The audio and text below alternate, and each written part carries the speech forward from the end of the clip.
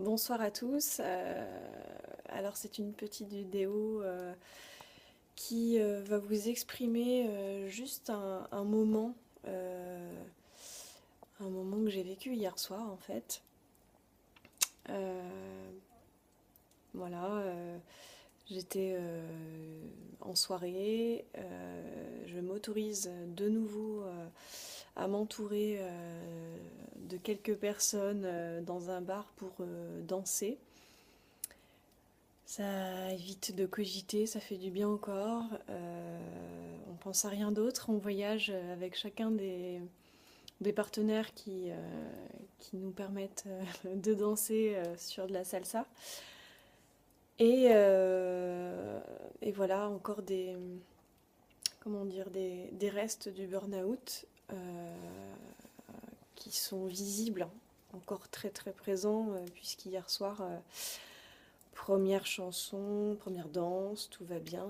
Deuxième aussi. Troisième, je commence à avoir une petite fatigue, mais bon, sans plus.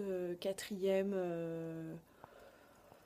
voilà, je me dis que je vais pas trop tarder à rentrer. Et en fait, je m'accorde une dernière danse. Et puis la cinquième, eh ben, c'est le cerveau qui débranche à nouveau, en fait. Alors on peut imaginer la sensation que ça fait quand on voit un ordinateur qui est en pleine activité et qu'à un moment donné, quelqu'un passe à côté et débranche sans le vouloir la prise en fait de l'ordinateur et l'ordinateur coupe. Et donc voilà ce que j'ai ressenti dans mon cerveau hier soir.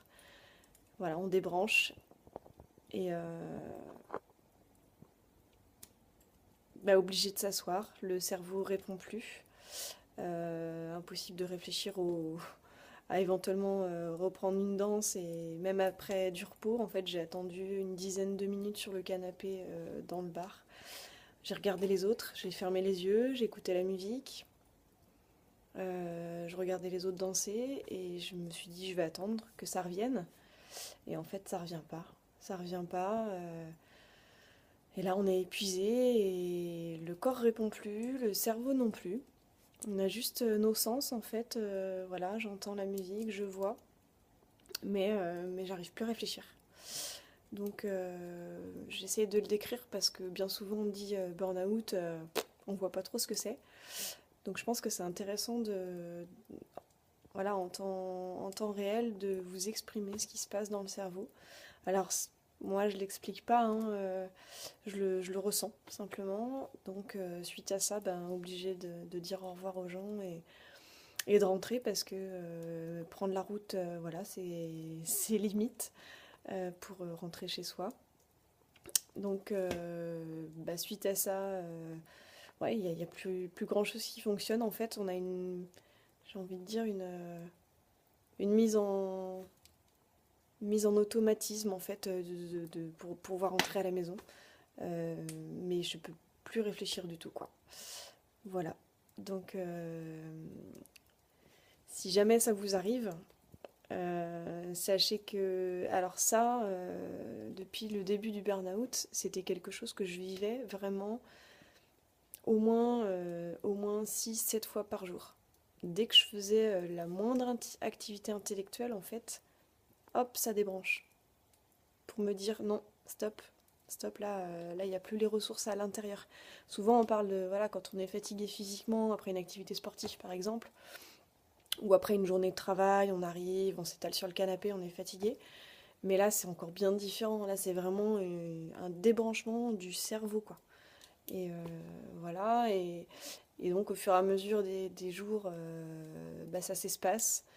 Ça s'espace. Là, ça me le fait encore facile, une fois tous les 2 jours, on va dire.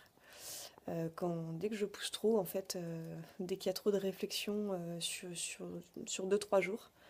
Euh, alors, bon, même si je fais des activités qui demandent moins d'énergie, ben voilà, je m'autorise un quart d'heure, 20 minutes de guitare par jour et ça y est, j'ai plus de cerveau. Je m'autorise une, deux, trois, cinq danses et j'ai plus de cerveau. Quand je lis des choses romancées, tout va bien. Dès que je lis des choses qui me font réfléchir ou les phrases sont difficiles à comprendre, et ben c'est pareil, voilà, j'ai le cerveau qui me dit stop, qui s'arrête. Donc, il n'y a rien à faire dans ces cas-là, juste faire des choses manuelles qui demandent aucune réflexion. Donc, moi je médite de plus en plus, comme je vous ai déjà dit dans une précédente vidéo. J'écoute de la musique. Alors, le mieux c'est sans parole. La musique classique me fait énormément de bien. Donc ça peut être un outil pour ceux qui débutent un burn-out ou qui le vivent déjà depuis plusieurs mois ou qui ne sentent pas venir le burn-out mais qui un jour vont le vivre. Sachez que la musique classique m'a beaucoup aidé. Et puis autre chose, bon, là on est presque en hiver, le feu de cheminée, faire un feu de cheminée et rester devant, contempler les flammes. Alors là, voilà, il est en train de tranquillement s'éteindre, en train de... Voilà, il n'y a plus trop de flammes, mais voilà, d'observer, de réapprendre en fait le cerveau à se concentrer, parce que ce qui est difficile pour moi, quand le cerveau se débranche, quand l'ordinateur s'arrête, se coupe d'un coup, c'est que j'ai forcé en fait la concentration au-delà des ressources. Donc petit à petit réapprendre alors si vous n'êtes pas en automne ou en hiver et que le feu de cheminée n'est pas là, vous pouvez vous balader en pleine nature, vous asseoir et contempler, alors d'abord 1 minute, ensuite 2 minutes, ensuite 3 minutes, et puis plus on est à l'aise, en fait, retrouver tranquillement de l'effort de concentration, en y allant vraiment tout doucement, étape par étape. On voit les progrès, je dirais, de semaine en semaine. C'est pas de jour en jour, hein, faut vraiment beaucoup de temps. Et la méditation, ne serait-ce que de fermer les yeux, et de faire le vide, de laisser passer les pensées sans y attacher d'importance. Bah voilà, petit à petit, on réhabitue le cerveau à travailler dans l'effort, mais alors vraiment en fonction de ce qu'on peut. Il faut jamais forcer, dès qu'on sent que voilà, il y a de la fatigue qui s'installe, il faut arrêter. Et il faut accepter d'être handicapé du cerveau en fait. Voilà, petite vidéo sur ce qui s'est passé hier soir et voilà, si vous avez des questions, n'hésitez pas à venir sur ma page Facebook Reconnexion à soi entre ciel et terre. Et j'essaierai de répondre avec le plus de précision possible à vos questions. À très vite. Ciao.